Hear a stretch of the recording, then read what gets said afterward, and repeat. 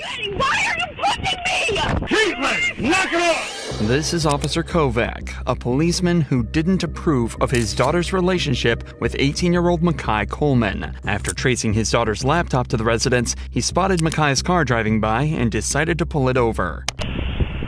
You can get out. You're going to jail. Get out. Have a seat in my car. We'll make shit up as we go. It's immediately clear that this isn't a normal police interaction. That last phrase, "we'll make it up as we go," is obviously unprofessional and quite scary too. Officer Kovac has a personal and emotional connection to this case and has even made an unlawful traffic stop because of it. Even if he did have a valid reason to pull Makai over, he should have radioed for another officer to handle the stop. But instead, he's taking things into his own hands. Any guns, knives, weed on you? What's that? Obviously. Go ahead and get smart before I can do something to you even more. The passenger side door opening means someone is still in the vehicle, and it turns out to be another of his daughter's friends, but she's still nowhere to be seen. I tell you get out of the car? Did I tell you get out of the car? On a road that flows 12. Sales advising a white female on a blue sheet, find them with a gun. Does your dad know my daughter's in your house? Conveniently, Kovac managed to pull them over right next to the friend's house, so he decided to have a chat with the mother after remembering his daughter's laptop also showed her inside of this house. Why is her computer there? Why would your daughter be in my house? I don't know. So if I check and you're lying to me, you're going to jail. You could check, and I'm not lying to you. She's getting a ticket because she wasn't wearing her seatbelt, so that's going to cost you $20. Then you know what? Get a warrant to my house. That's fine. I will. The woman politely invites Kovac to search her home despite having no legal obligation to. He tells her that because her daughter wasn't wearing a seatbelt, he's going to write them a ticket for $200, causing the woman to revoke her consent to search. It's becoming clear just how much he's willing to abuse his power to solve his own personal issues, so the woman decides to speak up. You're making this You're being personal. disorderly. How am I being disorderly? She wasn't wearing a I seatbelt. was wearing my seatbelt. You're making this personal. You want to ticket my daughter because you think your daughter is in my No, house. she wasn't wearing a seatbelt. I'm going to call 911. Realizing exactly what's going on, the girl's mother reminds Officer Kovac that what he's doing is both unprofessional and illegal. But in a scramble to prevent the woman from calling his colleagues to the scene, he decides to let her daughter go without a ticket before discovering something nobody could predict. I didn't even see you. Get out of the car. Get in my car. Go ahead, you guys are good. Ma'am, they could go with you. The officer's daughter, Caitlin, had been hiding inside Makai's car the entire time, obviously terrified of what her father might do to her and her friends. It turns out her fear wasn't unfounded, as he proceeds to essentially kidnap his own daughter by forcing her into his vehicle. Get in my car. Goodbye. You can't take me. I am 18. You have to give me a reason. By law, Eddie, why are you pushing me? You can't! You can't! Caitlin! Knock it off! You don't want me! I know! Why you can't do this? Yeah, she did nothing. I'm an adult! Get in the car. She's going to the hospital. She said she was going to kill herself Friday. No, I didn't! Caitlin is essentially being kidnapped here. She's broken no laws and is legally an adult, meaning she can stay or go with anyone she wants. But despite that, he tells her that she has to come with him to the hospital as she needs a psychological evaluation. There's no need to point out just how badly Officer Kovac handled the entire situation. Internal Affairs did that for us. It was quickly concluded that Kovac acted illegally and irresponsibly. During the entire interaction, Kovac was listed as an available unit and was called to a domestic abuse case, but he never responded. Officer John Kovac was later fired from the police department for his unprofessional behavior. But it's not only police officers that can be protective parents, though. Take this example from Vermont, when a 52-year-old father tried using an excavator to attack the officers that were arresting his own kid.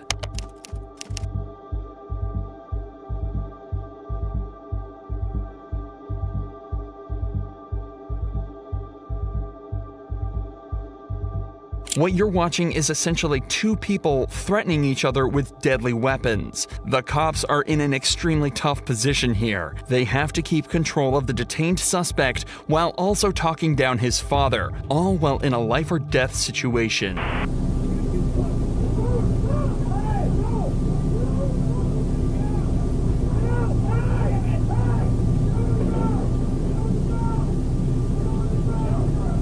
For all available units, I've got 343 and 254 and a 1010. Unfortunately, this is where the footage ends. However, you can make out the radio dispatcher informing other officers of a 1010 at the address. A 1010 is a fight in progress, and more units are quickly dispatched to help these two officers take control of the situation and take the entire family into custody. The son was arrested on charges of burglary and assault, while the father was also taken into custody and arrested. In both of these cases so far, a cop's family member hasn't been directly arrested. But this next case shows what happens when a cop has to arrest his own daughter for a DUI.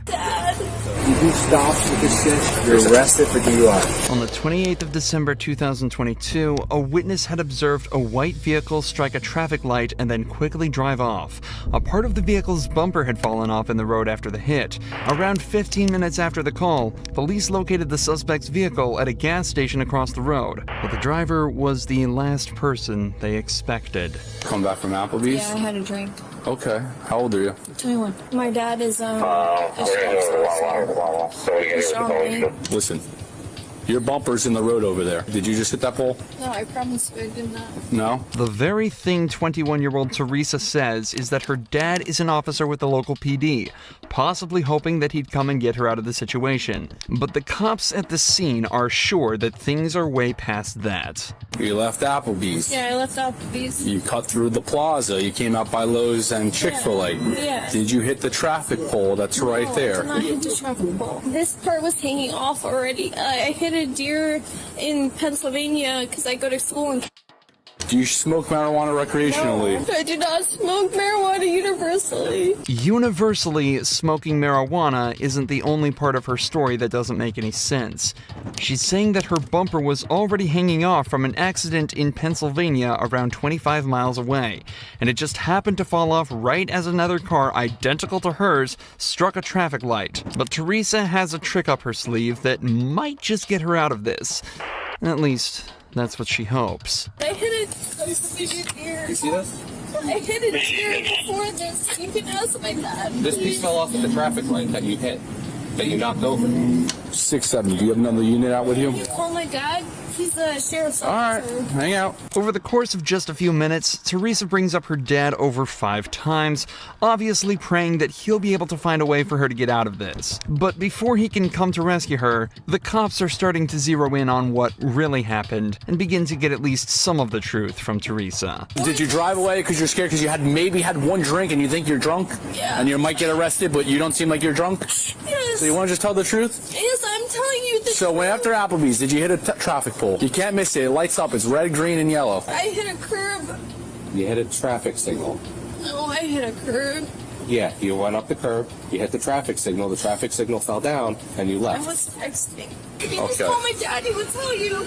Well, It's the here's sheriff's officer, the thing. I promise Your dad, the you. sheriff's officer, wasn't driving your vehicle today. In just this one short conversation, Teresa admits that she did hit something, that she's more intoxicated than they realized, and that she was texting while driving.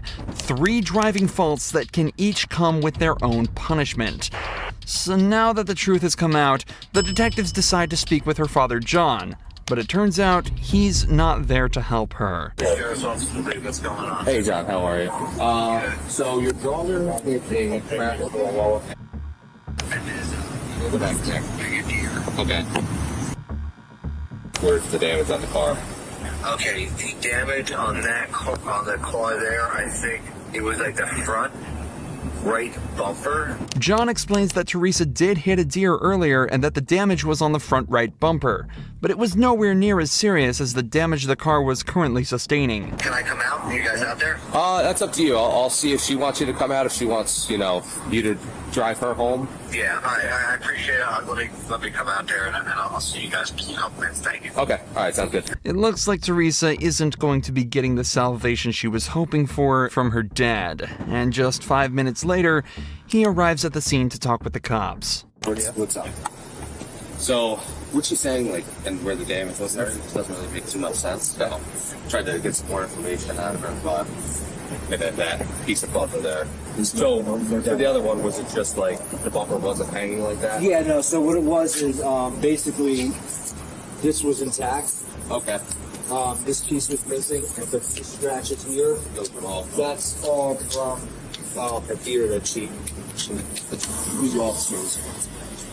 So right now, this is going to be my call. Okay. Coming out. Okay, gotcha. He's going to be providing all the details. Okay, who's your supervisor? Not that I'm dude. I'm just asking. The cops who were first at the scene almost seem as though they're expecting John to try and make excuses for his daughter, and get extra nervous when he asks who their supervisor is. Obviously, there are countless examples of corruption where officers, especially those in the higher ranks, are able to use their power to prevent their family from getting into trouble. However, the officers quickly realize all he's trying to do is gather all the information on the incident so he can make a fair assessment himself. This quickly becomes evident as he checks his text messages from her to try and create a timeline of events. I just want to show you this so you can see it. You home 10:39. What do you think time do you think that initial call came? Because she probably hit it and was like, Dad, what the fuck do I do? Somewhere between 10:45 and 11. That's about right. When we're talking to her, she wasn't telling us that she fed all. I mean, lying to her, she knows better. I'm a cop. She knows not to do that. Well, maybe she didn't even. Do you think she? I'm not. I'm saying she didn't lie. Yeah. Okay. I want to be very clear about that. But she might not even look at the freaking car to see if there's any difference. However, despite John's willingness to help the officers out, the sergeant at the scene asks him not to get involved, so to guarantee the integrity of the investigation. So far, everything other than Teresa's conduct has been perfect and is a great example of proper policing.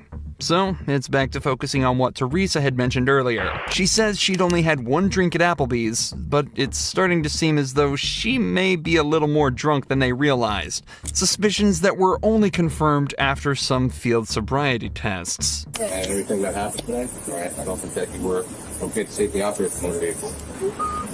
Dad! So, Dad! You got everything? Dad! Where's my dad? Oh, your dad's right over here.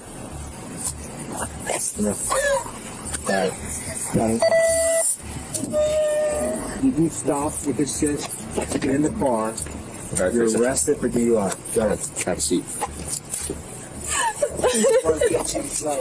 After being forced into the police vehicle by her own dad, Teresa was driven to the police station where her blood alcohol level was tested. It came back as 0.17%, over twice the legal limit. As of this upload, Teresa is still awaiting her penalty, but has been issued a court summons for driving under the influence, reckless driving, and failure to report a car accident. Teresa's dad followed protocol perfectly, but what happens when instead of the dad being called to handle his daughter, it's the daughter who calls the cops on her own dad? Well, that's exactly what happened on the 24th of March 2023, when officers were called to a domestic violence case that turned out to be nothing like they expected.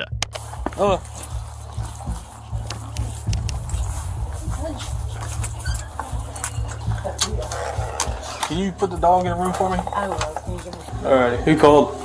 Me. You did? Yeah, sure did. Alright, what's going on?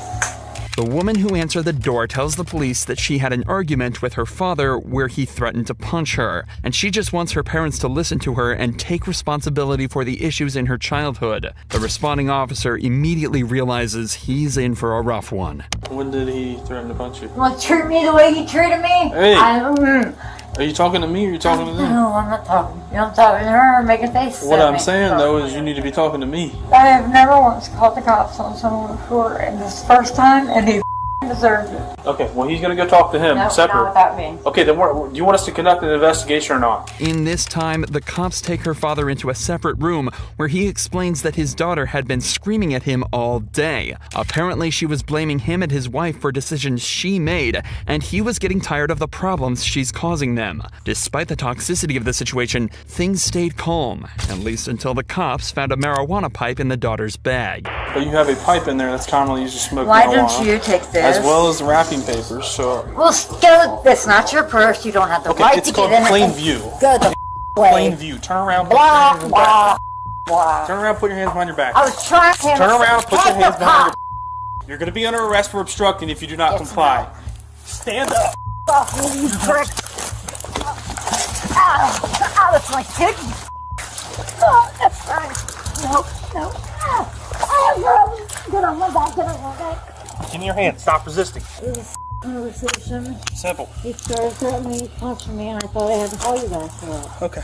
In the scuffle, the woman intentionally kicked one of the officers and resisted the arrest. The cops also searched her bag and found a myriad of intoxicants and illegal drugs. So, they read her rights and took her out to the patrol vehicle. Back inside the house, though, things are only getting weirder. The officer hears a sound coming from the bathroom and decides to investigate further. It happened back there. Something fell down back there. Probably Christine in the bathroom. Who's Christine? A friend of Janet's. Is she allowed to be here? Yeah. It's kind of odd that she stayed in the bathroom the whole time. She have warrants? I don't know. Hey, Christine! I need you to come out here for a sec. Unsurprisingly, the mysterious woman hiding from the cops in the bedroom turned out to have warrants out for her arrest and was also put in cuffs. The woman's parents explain that their daughter has been troubled for a long time and has serious trauma from when she was younger. They tell the police that she's currently in therapy for it, which might have brought it to the front of her mind and caused the aggressive nature towards them, but they never mention what the issues are. Nevertheless, the woman was charged with possession of illegal drugs and resisting arrest. The parents weren't charged with anything, meaning their daughter's call completely backfired on her. Drawing from what we know, it seems that the parents were mostly in the right here and had just been dealt a bad hand. Things are completely different for Bruce Adams, though, a father who decided to take matters into his own hands when his son was arrested by abusing his power as a county commissioner. Tell me who I called to find out why he's in jail. You want me to sue the son of a county sheriff? In November 2022, Kenneth Adams was pulled over for running a stop sign. But as it turns out, Kenneth was in much more trouble than he realized. How's it going? Good. What did I do wrong? Good. So the reason I stopped you is you didn't come to a complete stop at the stop sign? I did. And then you didn't have your turn signal on. I sure did. Okay. I know for a fact I had my turn signal on. Okay. That's why I was surprised you were pulling me over, but whatever. The officer then took his license and ran it through the system, where he would discover Kenneth had a warrant out for burglary and theft of a vehicle. All of a sudden, Kenneth becomes defensive and refuses to exit the vehicle. Can I get you to step out of the vehicle with me? What are you doing? No, what's going on? Seriously, what's going on? You have a warrant. How do I have a warrant? I don't know how you have a warrant, but it's on our system right now. You have an active warrant out of 7th District Court here in San Juan. I've gone to, no, that's incorrect. Okay, I've gone well, it's on our system right now. Well, I'm not going to argue with you about it. You're going to go to jail tonight on that warrant, okay? No, I'm not. Dude, this is absurd. Mr. Adams, you do have an active warrant for your arrest. And, So- who issued the warrant, though? The courts have it issued. For what, though? Because I've gone to court for everything. There should not be an active warrant for me anywhere, dude. Kenneth claims that he's already been to court for his previous crimes, but the warrant still calls for his arrest. For the majority of smaller cases, the suspect is tasked with turning in the documents that prove that they've been to court and completing any classes they were made to attend by the judge. Without those documents, the court cannot confirm they attended anything. So when Kenneth forgot to turn his in, the warrant remained open, and the police had no way to tell that he had in fact been to court. Issued October 13th. For what? It has some felony charges, burglary charges. Dude, I've been to court for that. No, I've been to court for that. You want to know the charges? Yeah, I do. So it has 2 burglary charges listed, a theft charge, mischief. That's on my old case. 3 charges of burglary of a vehicle, and criminal trespass. Yeah, why is that floating up now? Kenneth was taken away to the station, but this is when his father, Bruce Adams, turned up, who turned out to be the county commissioner for the local area. How convenient for Kenneth. Immediately after arriving at the scene, Bruce demanded to know what was going on and quickly started to show signs of corruption. Where's Kenneth? He's in jail. They took him. You already took him to jail? They took him to jail, and I stayed here with the car. Why? For a warrant. Who do I call to find out? To find out the warrant? You're a police officer. Tell me who I call to find out why he's in jail. I gotta be careful with this stuff, Bruce. You understand that? Okay. That's the warrant. Okay, so it says warrant status active, offense burglary, burglary, theft, criminal mischief, burglary of a vehicle, burglary of a vehicle, burglary of a vehicle. He's already been to court over that. You saw the warrant right there. I showed you a warrant. He's been charged with that, and he has a plea in abeyance on all of it. What do you want me to do? I want you to turn him loose. I can't turn him loose, Bruce. Who can? Nobody can. He's been arrested for a warrant. The courts can. And the warrant's false. Huh? The warrant's not false. You want me to sue the son of a county sheriff because he arrested my kid on a false warrant? The warrant's right there. Bruce is obviously trying to abuse his position and influence the commissioner to try and save his son from the law. But luckily, this officer stands his ground and refuses to cave in. Eventually, though, Kenneth was released. Cuff me, I would be charged with it. That's what I know, bro. In January of 2020, DaBaby, aka Jonathan Kirk, was supposed to be playing a show at a nightclub in Miami. But when the owner paid him only $20 out of the $30,000 he owed him, things got out of hand fast. The victim alleged that Kirk punched him in the face multiple times before he was attacked by more of Kirk's crew. He was beaten up and knocked to the ground before being robbed for his phone, his credit card, and $80 cash. The only footage of the event was this piece of obscured CCTV footage. Kirk fled the scene in a black SUV before returning to the hotel a few hours later, only to be met by both of the victims and a team of police waiting to arrest him. He was escorted to the police station and told he was only there as part of an investigation. Say, we just gotta do our investigation and that's it. But as it would turn out, the investigation wouldn't be that simple. And unfortunately for the cops, Kirk spent his hour in the interrogation room displaying exactly what to do in this situation and making the cops' lives as difficult as he possibly could. What's your full name?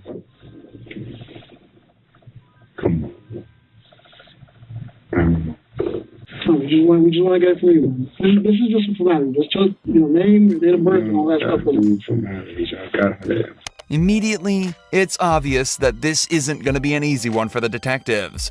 Kirk starts off by refusing to answer any of the officer's questions, even just regarding his own name. He's already been read his Miranda rights, informing him that he has the right to remain silent, so it seems as though he's choosing to do just that. Interestingly, however, he is choosing to waive his right to a lawyer, and let's be honest here, it's not because he can't afford it. The best course of action if you're ever put in this scenario is to stay silent and ask for a lawyer. But this time, Kirk is confident that he'll be able to wriggle out of this himself, as long as he chooses his words carefully. An incident occurred at the hotel, 1500 Southwest First Avenue, that you were there for, correct? What incident? An incident. You had an altercation with somebody? No. You didn't. Did you have a business dealing with somebody? No. You didn't? No. So somebody didn't bring you $20,000 in front of the hotel in your SUV? No.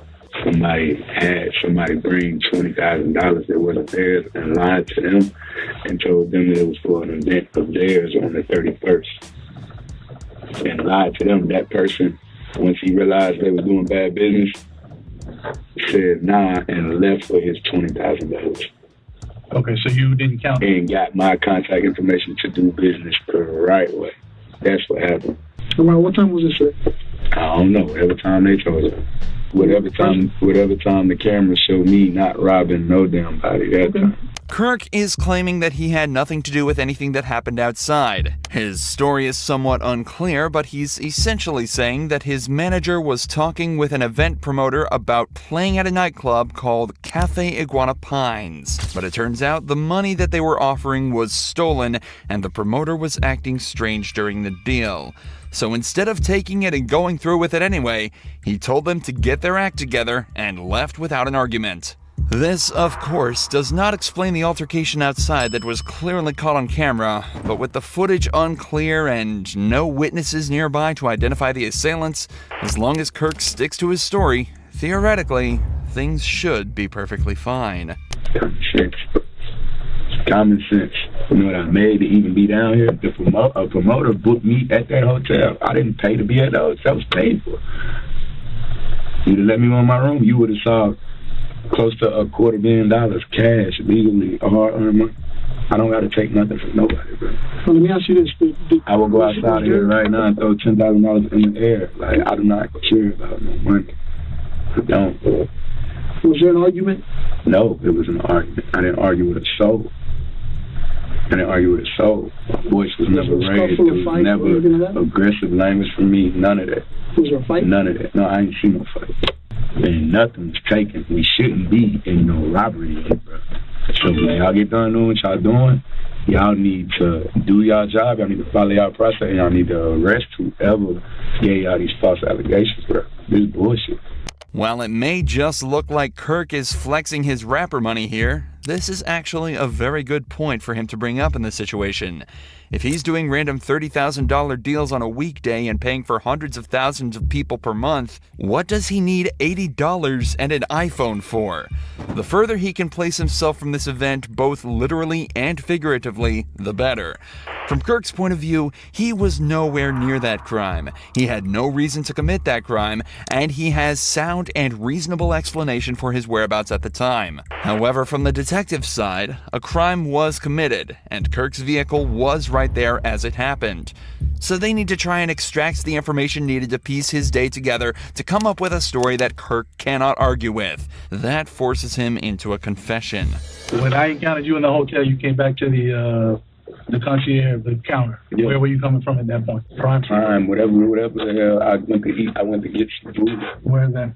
I don't remember. You don't know? No. How'd you get there? In the car. What kind of car? Was it a car you drove? Somebody else drove? Uber, bro. A Uber? Yeah. What kind of car was it?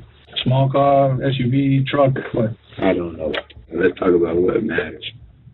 That's why we're here. Let's talk about what y'all need to get me about this stuff. When I'm driving in the car, what I went to go eat, what time I went, that don't have nothing to do with the fact I ain't robbed a damn soul. Me, nobody around me, ain't nobody robbing nobody. Let's take the word robbery out of the picture. So while we here, we taking the word robbery out of the picture. Y'all are robbery detectives. This is robbery unit. That's the second word he said.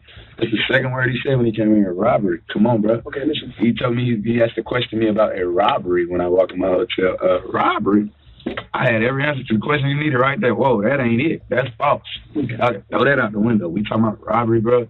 It's nothing for me to talk about. I didn't rob. So do you think that we just woke up this morning and decided to just... I think y'all got a phone call from somebody that's already a liar. I know they're a liar. Got a phone call from somebody that's a liar and y'all bought it. Y'all believed it. Y'all got me in here and y'all put me in handcuffs. Brought me outside the hotel in handcuffs, cameras and shit all on me. Come on, bro. This shit is bad for what I got going on. And I ain't even do shit to that, man.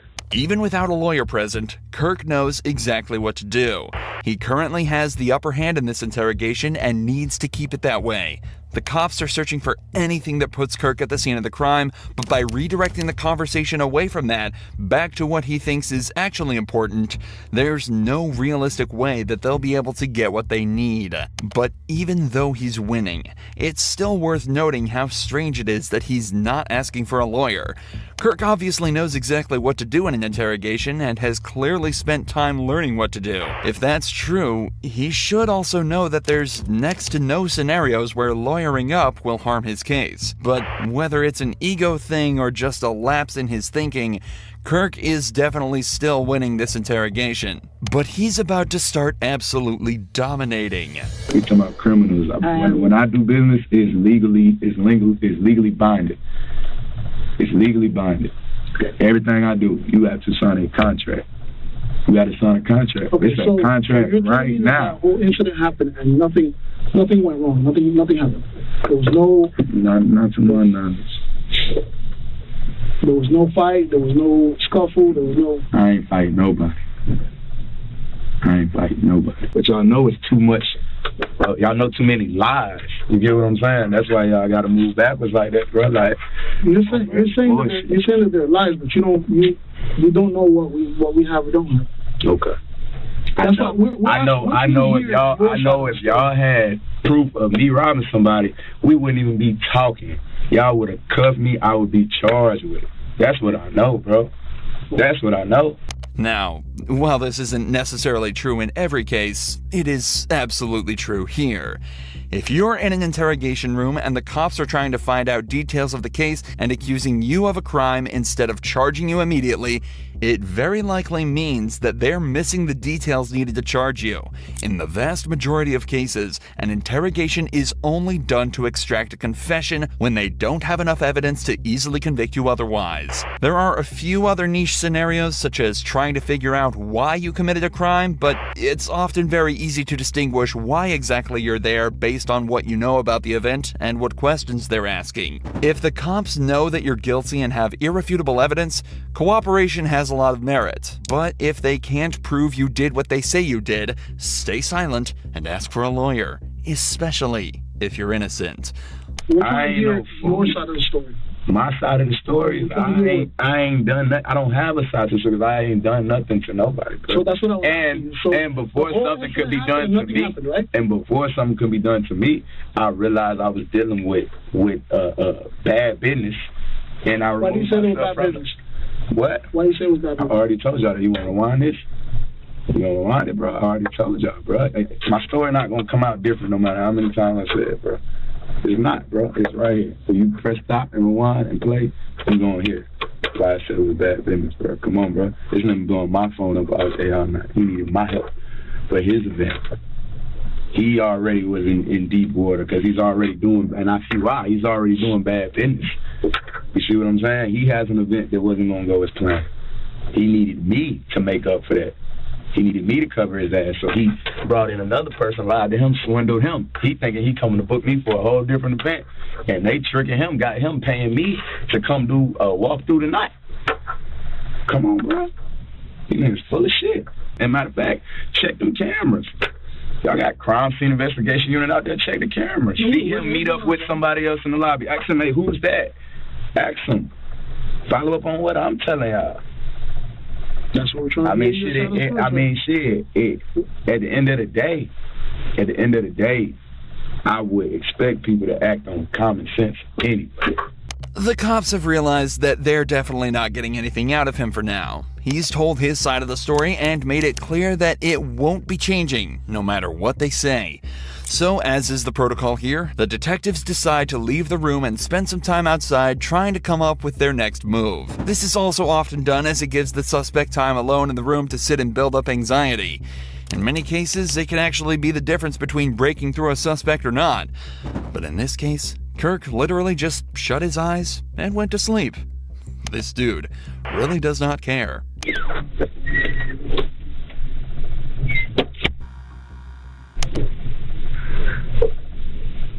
However, it seems as though the detectives couldn't come up with their next step and decided that nothing was going to make this guy budge.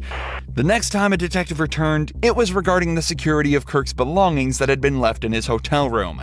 Even though he hasn't been convicted yet, he was still the prime suspect of this investigation, so he'd be spending some time in jail while they figured out what to do and gathered all the evidence they could. So they just had to figure out what to do with his stuff while he was locked up. But obviously, Kirk refused to let them touch his stuff and just let the hotel deal with it. Kirk was facing a possible sentence of up to 15 years in prison plus a $10,000 fine, plus any charges they could slap him with for the battery. That's only if they could gather enough evidence, though. Evidence they absolutely were not getting from Kirk, or the blocked security footage that was the only evidence the crime even took place. So just after 48 hours in jail, DaBaby was released and sent on his way. Trying to snatch him. Someone trying to snatch your baby? Yes. Police say it was this man, 56-year-old Mahendra Patel. Disaster was narrowly averted, she said. 2-year-old Jude was not hurt, and his sister was unharmed as well, something Miller is grateful for today. It was a warning to others, she said. There really are people out here in a mile radius of us right now that have ill intentions, that are targeting people, that are planning to do these things. Just be prepared for it when it does. But as it turns out, that was actually a lie. But that didn't keep cops and prosecutors from keeping this completely innocent man in jail for 47 days. Multiple guns being pointed at him. They treated him like a criminal because of the warrant that these defendants in my lawsuit got on him. And then they brought him to the jail. And he spent 47 days there. The old adage is that any decent prosecutor can indict a ham sandwich. And that's what happened here. They decided to get him indicted, even though they supposedly couldn't get the video to play.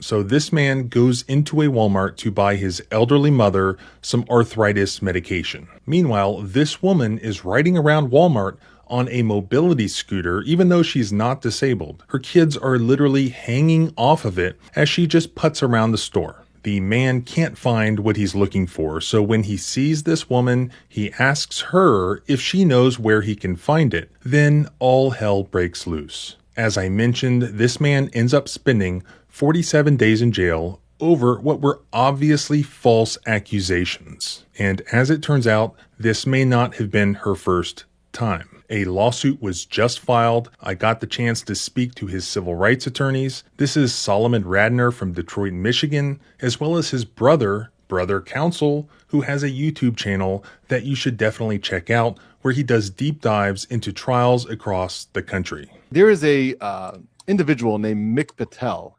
He's based in Georgia, and he was going to a Walmart. He was actually going to pick up some medication for his mother, and he has trouble locating it. He's not usually shopping at Walmart. They usually have these medications on order. It's a very special type of Tylenol. It wasn't just a regular Tylenol. It was specific for maybe his mother who had like severe arthritis or something. It was a special type of Tylenol. He's there out of the blue. He can't really find it. And he finds a lady who he believes is just going to help him find the medication. In fact, you see an interaction between the two of them where he's kind of asking her, hey, where can I find this medication? What aisle should I look into?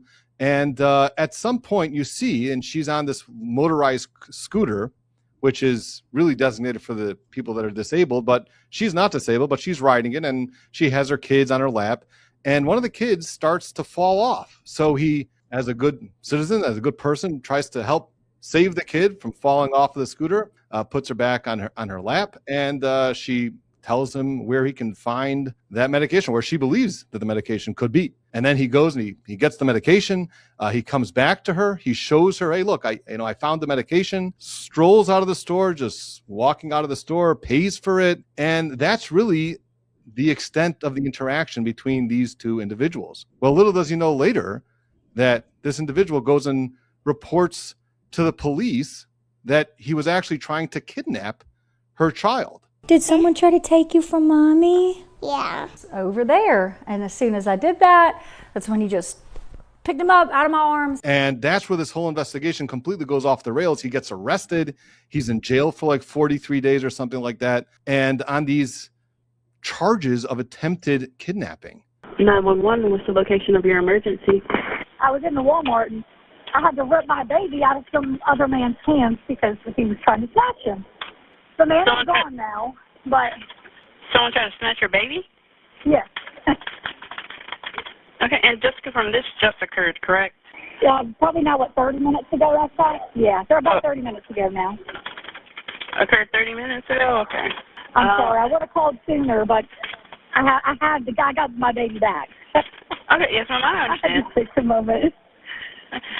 You're okay. I will go ahead and let the officers know, and they will come out there and meet with you, okay? Okay, thank you so much. The woman calls 911 or whatever she does and reports that somebody had tried to kidnap her child. What happened when the cops arrived? Cops arrived, talked to her. They watched the video footage of the incident, and that's where this really should have started and ended, unless, of course, they wanted to charge Miss Miller with filing a false police report, which, of course, is a charge, I think, in every state. They chose not to do that. Instead, they chose to go after Mr. Patel. What they did was they took this video footage from Walmart, which is completely exculpatory and proves without question that there was absolutely no attempted kidnapping whatsoever. They took that footage with them, and then they went to a grand jury. And a woman by the name of Temperance Stoddard, I understand is the person who was the main witness there, testified to the grand jury that Mr. Patel tried to kidnap this woman's child. And we have video proof. And supposedly she couldn't get the video to play, which we're all lawyers. We all know that anybody who is involved in law enforcement or litigation or criminal court or any sort of legal business, whatever that field might be. The most important thing you're ever going to play for a jury is going to be a video.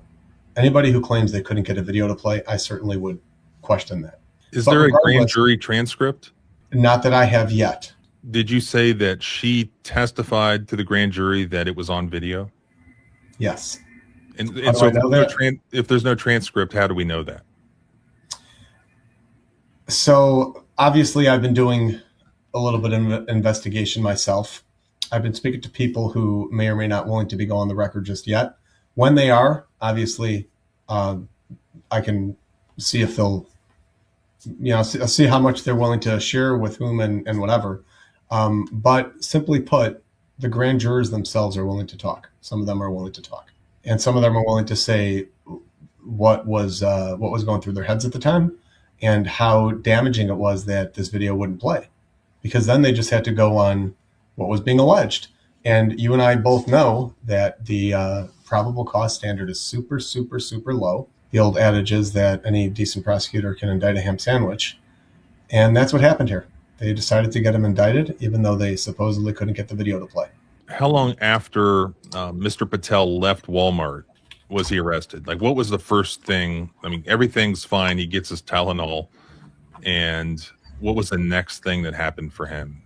It was a few days later that they got the arrest warrant, which was March 21st. March 24th is when he was in his car, driving down the highway, got pulled over at gunpoint at the side of the road. He had no idea what was going on. No clue what was going on. Walk back, walk back, walk back. Come to me, come to me. Keep coming. Keep coming. Keep coming. Keep coming. Go down to your knees. Lay down on the ground. Hands up. Hands out of the side. Got him. Don't move. Yeah. You got any weapons on you or anything? No, of course not. No? I don't know, man. What's your name, dude? Mahendra Patel. Mahendra? Yes, sir. Hey, you got a warrant for your arrest. Yes, sir. Hold on a minute. Let's take a picture. Okay, thanks.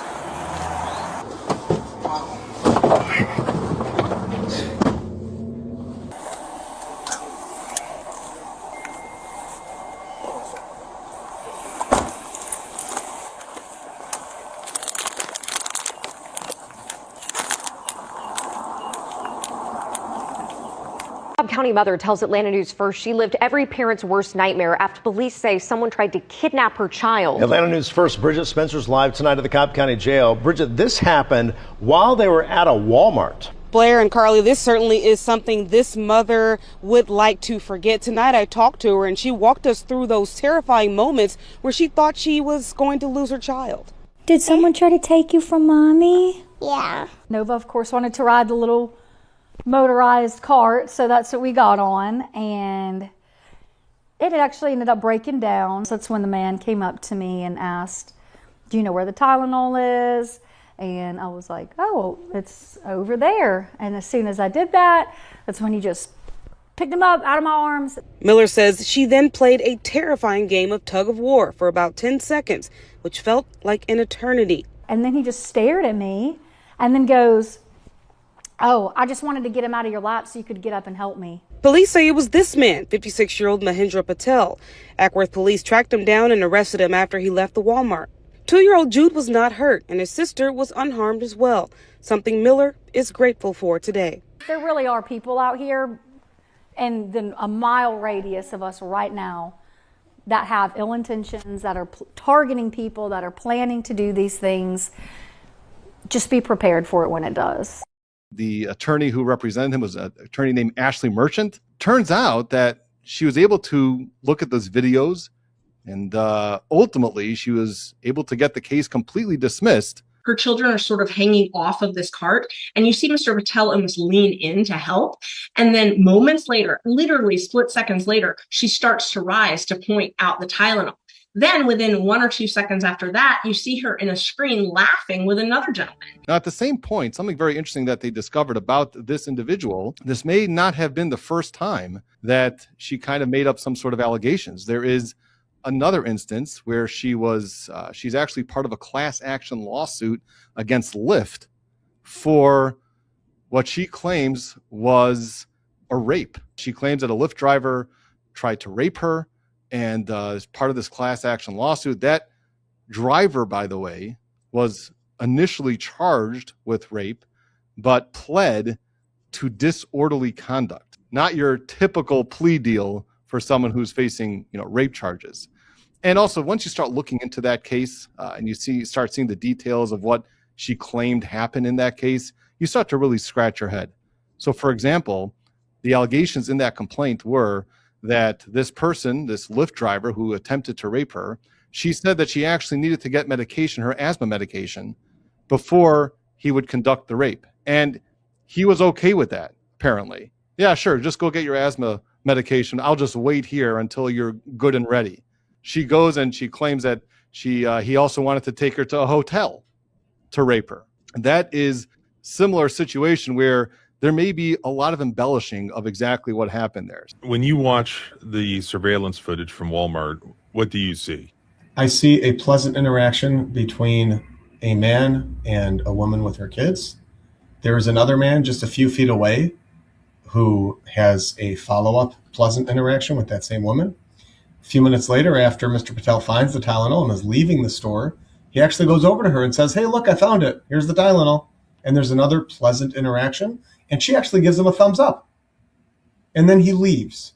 And any sane human being who watches this video knows that there was not an attempted kidnapping there. Let me kind of explain what happened next. They get him indicted on very, very serious charges. Georgia has some interesting laws about when discovery has to happen. It doesn't have to happen until much closer to trial. So none of this video was disclosed to the defense attorney. The defense attorney is, in my opinion, probably one of the best defense attorneys in the state of Georgia, Ashley Merchant. She's had a number of cases that had a lot of publicity over the last several years, and she is a tremendous, tremendous attorney. It's a good thing that Mr. Patel is a man of means and is able to afford such excellent representation. I shudder to think of what would have happened if he would have gotten, for example, a public defender. You never know what you're going to get when you get a public defender. They're just worked too thin. She's his lawyer, and she starts demanding the evidence. Prosecutor's not turning it over. So Ms. Merchant starts wondering, what's the deal here? Why aren't they turning this over? They don't have to, but why aren't they? Why wouldn't they do it? So she decides to subpoena the footage directly from Walmart. The prosecutor, and I think this is consciousness of guilt. And when I take the depositions of some of these folks, I plan on really getting into this in a lot of detail. The prosecutor filed a motion to quash that subpoena, which begs the question, why? Why didn't they want the defense to see that video? Well, the court overruled that objection, and the court allowed Ms. Merchant to subpoena the footage directly from Walmart. And as soon as she got it, she released it to the public, and there was outrage, absolute outrage, because Mr. Patel spent 47 days in jail when there was this conclusive exculpatory evidence the entire time that the police and prosecutor sat on and let an innocent man sit in jail for 47 days. They ought to be ashamed of themselves for what they did. Frankly, they should be in prison for what they did to this man. That's how outrageous it is. Is the reason that he was sitting in jail for 47 days because he had a extremely high bond? It was no bond. He was just kept in jail because the charges were so serious, and he has significant ties out of the country. So the prosecutor went to the judge and said, "Oh, we can't let this man out. He's a flight risk. If we let him go, he's a dangerous man who likes to kidnap children in Walmart, and then he'll fly away across the world and never come back." They knew it was lies when they said it. Do we know for a fact that they watched the actual surveillance footage on the day of the incident? The police report indicates that they reviewed the footage. And what the police reports claim is that the footage supports Miss Miller's version of events. I mean, how can they watch that footage and then believe that it supports the allegations? That's going to be the first question I ask the cops during my deposition of them. Every once in a while, I see a case that just makes my head pop. I'll read to you what the police report actually says while they were there at the incident at Walmart. Walmart cameras showed the incident, and Corporal Lumpkin viewed the footage showing what Miller explained. How? That's not what the footage shows. If they would have written the truth in this report, Mr. Patel never would have been charged. Nobody ever would have heard his name. And I certainly never would have filed this lawsuit because he went to spend 47 days in jail. Is it possible that there's two ways of interpreting what you can see on this sort of grainy surveillance footage? So I tried to make sense of it. I tried to ask myself, is it possible to watch this and believe that Mr. Patel tried to kidnap this child? The answer is absolutely not. There's too many other things going on. There's another person just a few feet away who doesn't react, not startled. If you try to kidnap a child in a busy Walmart, it's going to be noise. First of all, I mean, that's the dumbest thing I've ever heard of in my life. But I digress. There's another person right there. That other person would react in some way which would support a person who's claiming that their child was just the victim of an attempted kidnapping. But that didn't happen. And then the subsequent interaction of, hey, I found it, thumbs up. That's not how you act, certainly in a public place, when somebody just tried to kidnap your child. It is inconceivable. So I myself, the first few times I watched it, tried to play devil's advocate as well, because obviously as litigators, what we have to do is we have to anticipate what our opposition is going to do, what opposing counsel is going to do, and prepare for it. And I'm sure that that's going to be their argument. I'm sure that they're going to play the footage and say, yeah, that's exactly what Ms. Miller said. That's what we thought was going on. And that's why we put that in the report. But then, and this is why I think consciousness of guilt is so important, why not turn the footage over to the defense? Why try to quash the subpoena from the defense? And then there was another thing that happened, which I didn't even get to yet. They had Mr. Patel's phone. And the prosecutor, or one of the investigators, signed an affidavit and testified to a judge that they needed to get a warrant for the contents of the phone so that they can see what's inside of it, because they had good reason to believe that there was evidence of a kidnapping in the phone, which, again, completely untrue. And I look forward to being able to take this deposition and ask what evidence in the world possibly could have been on this phone and what basis they had to make this claim. I think what was going on was they wanted to get his phone so that they can look through it. And I've had other cops do this in other cases. That's why I think it's probably what happened here. And then find something that he did wrong. If you are charging somebody with crime A and you get access to his hard drive, and then you find some child pornography or some illegally downloaded music or some fraudulent tax returns, there could be all financial crimes. There could be all kinds of things on a phone. And then you can say, oh, well, we got him for this now. And as long as you have a good faith basis, a warrant to get into that phone, you got him, you nailed him. And then you get to protect your own hide. So that's what I think happened there. But again, the consciousness of guilt here, I think, is the strongest thing, because why would they be fighting so hard to not turn over that footage? And why would they dismiss the case as soon as the footage gets publicized? And there's also one other thing I wanted to just add in, and that is that I believe she went on record saying that there was a 10-second tug-of-war between her and Mr. Patel over the child. If you look at that video, it's about maybe a second and a half when the child's falling out and he saves the child and gives the child back to the mother.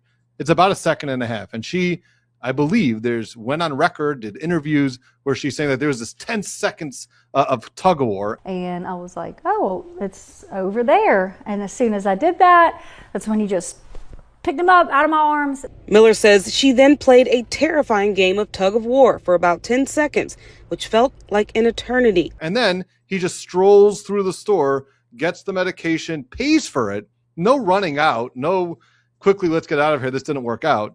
There's nothing consistent at all with the kidnapping in this case, or attempted kidnapping. Do you have any idea or theory on why this woman made these allegations? Absolutely. Same reason she made the allegations in Lyft, for money. You claim something like this happened, then you sue Walmart after there's some sort of plea, and then get some money. That's what my guess would be. I don't know, but she is a named defendant, and I anticipate taking her deposition. I look forward to taking her deposition. They had not interviewed him prior to arresting him on the side of the road. Absolutely not. Absolutely not. That is really something, isn't it? And I know that we've seen a lot of police investigations. The first thing the police do when they're dealing with somebody who they think is guilty is they try to get a conviction out of them. They try to get a confession out of them. And that didn't happen in this case. They didn't talk to him. They didn't call him. They didn't say, hey, can you come down? We have some questions for you. They just went and they got a warrant for him, claimed they couldn't play the exculpatory video, which proves his innocence. And then several days later, so we're talking March 18th to March 24th, he's driving down the road, gets pulled over at gunpoint. And again, the cops at the side of the road, they were dealing with a felony warrant. I didn't see anything wrong with the way they arrested him. When you've got somebody who's got a warrant for attempted kidnapping, it's going to be done at gunpoint. That's what's called a felony arrest, and that's just the way it's done. Whether it should be or not is not really the question that I'm going to be litigating. So that's what they did. Multiple guns being pointed at him. They treated him like a criminal because of the warrant that these defendants in my lawsuit got on him. And then they brought him to the jail. And he spent 47 days there until finally, despite the prosecutor and police fighting tooth and nail for the exculpatory video to not end up in the hands of the defense, it did end up in the hands of the defense. And then it ended up in the hands of the court and the public. And the prosecutor really had no choice at that point but to dismiss the case because they knew that there was no way they were going to be able to plead to prove his guilt. What I'm thinking their goal probably was to coerce some sort of plea, just like the case Martin was talking about, where somebody's facing a criminal sexual conduct and then they reduce it to disorderly conduct. I don't care how innocent a person is. If they're facing potentially life in prison and what some would consider worse, life on the sex offender registry, and then somebody comes over and says, here, plead guilty to this parking ticket, which is basically what disorderly person is. I don't care how innocent the person is, how much proof there is, how little proof there is, whether the guy's got 1,000 alibi witnesses and video proof of his innocence. He's not going to want to roll the dice. You never know what a jury's going to do. So what I'm guessing the prosecutor was going to do here is as they got closer and closer to trial, but before they had to produce the video footage, they were going to come with some excellent offer, maybe a misdemeanor assault case of some sort where there's really no problem, nothing on his record, maybe even some sort of deferred sentence. And then that way they get their win and they never have to produce the video footage. But that plan didn't work because Mr. Patel hired an awesome lawyer and that awesome lawyer fought to get the video. Do you have any theory on why the Ackworth Police Department or whichever investigators were involved, why would they charge your client and prosecute your client in the face of surveillance footage that obviously shows that he did not do what she said? That's a very good question. And I have a theory. And my theory is that sometimes you get cops who are just bad apples and they don't care whose lives they ruin. And we've seen plenty of examples of that. I like to not live in a world where that's what was happening here. But another explanation, which I think would really be their best bet when they have their defense attorneys, is that one of confirmation bias, which is they spoke to Miss Miller, she seemed to have a credible story, they believed her, and then at that point, it's almost like the halo effect in the devil horns that once you hear a story, and in your mind you put the halo on one party and devil horns on the other, it doesn't matter at that point what else you see, hear, or learn. You're going to twist it in your own head to make sure that it fits the narrative that you have in your mind. And it could be that that's what happened here. That is the only defense I can come up with for what they did and why they did it. But again, the $1 million question here is why not play the video to the grand jury?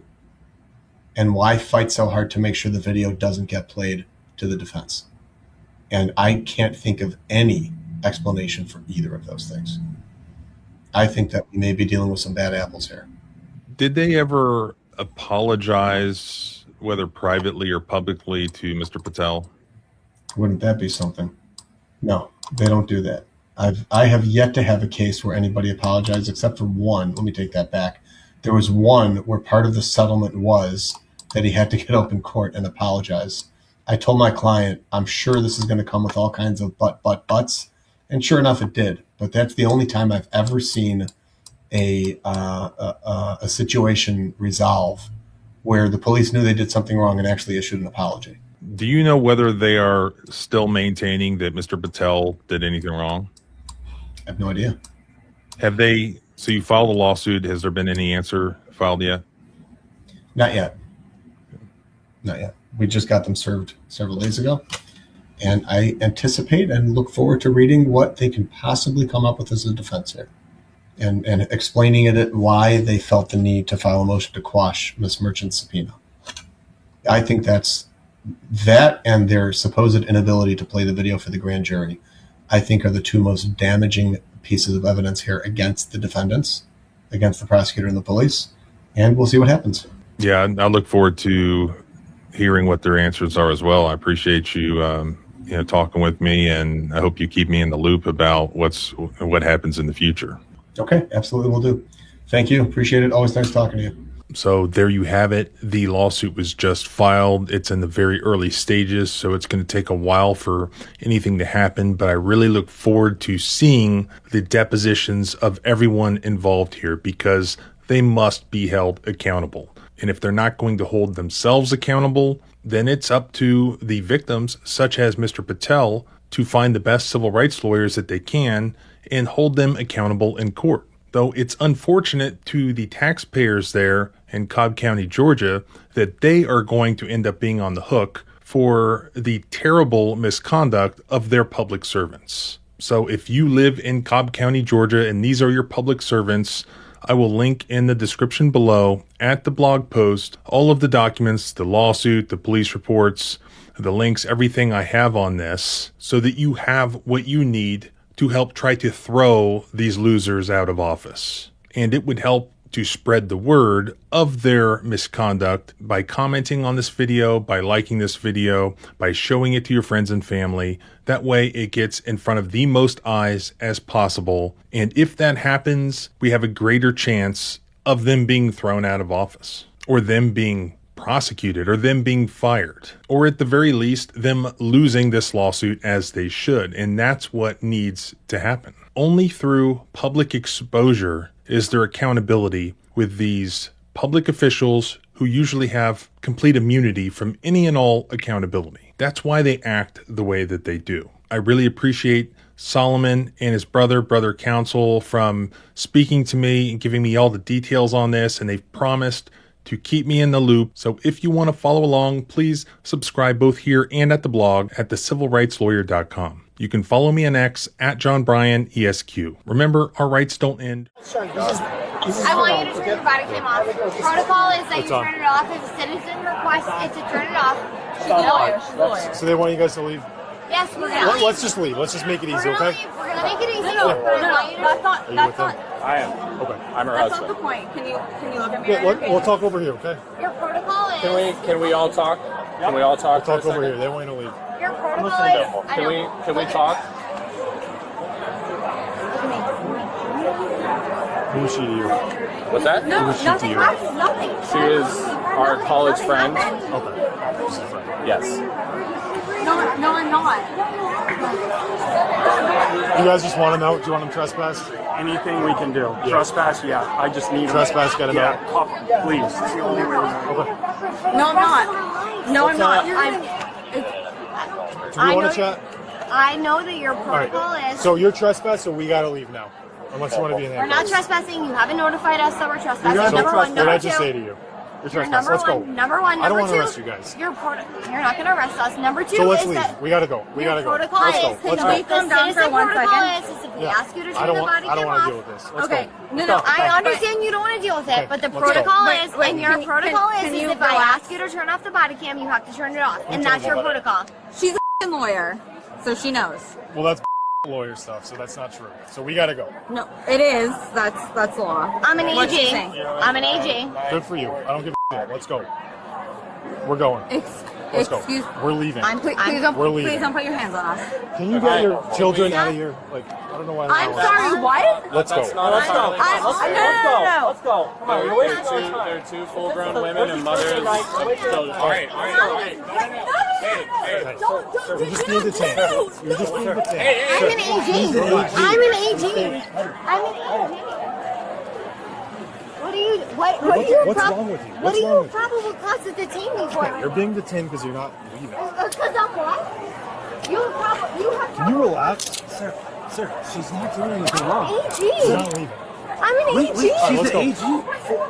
Buddy, she's not being arrested. Let's go. I'm not being arrested. You're putting me in cuffs. I'm not being arrested. Do you have any weapons on you?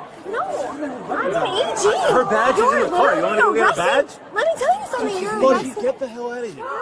Buddy, just seriously. You're arresting an AG. Let me tell you something. Are you under arrest right now? No. You're putting me in handcuffs and you're Mirandizing. You're not Mirandizing me. Relax. Relax.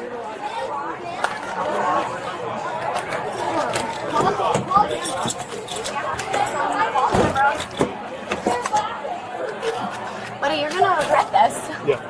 You're gonna regret it. I'm an AG.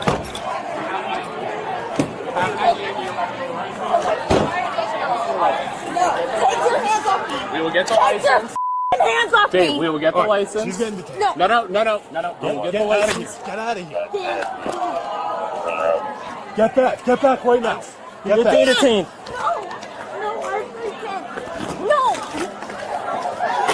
Get back. Get cuffs. Yep. I'm right here. It's okay. All right, just go from the car. Here. No. I'm right here. I'm right here. Get back. Come on, Dave. No. Stop touching me. All right. Dave, I'm right here. No, I'm right here. babe, please, I'm scared. I'm right here. Please stop doing this. Please stop doing this. No, I'm not gonna find my back. I'm right here. No. Okay. No, please don't do this to my friend. I'm right here. No, I'm right no, here. no, babe, I'm right here. babe, I'm right here. no, babe. Relax. No, Relax. What's wrong with you? Relax. We don't want to put you in handcuffs. Let's go. Let's go. No, babe. Listen, you're overreacting. You're adding charges. You're overreacting. No. Please take my hands out. Please take them out of handcuffs. No, please take them. You were overreacting. You didn't have to have this happen. Get in the car. No. Get in the car. Babe, no! You got two detained. I'm right here. Get in the No! car. Guys, just put her in. No! Get back. Get back, bro. Get in the car. Get in the car. Get your feet in the car. I'm right here. Get your feet in the car. Get your feet in the fucking car. Dad! Dave, I'm right here. No! Dave! No! Get your feet in the car. Who the fuck are... Get your feet in the car. You're a grown adult. You're acting like a kid.